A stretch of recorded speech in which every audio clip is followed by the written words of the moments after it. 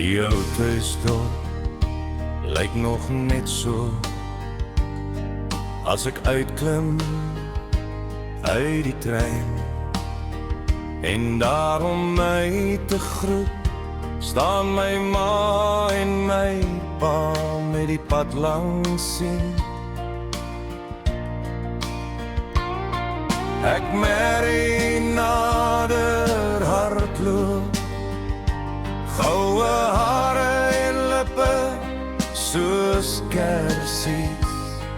Dis goed om weer die groen gras te sien.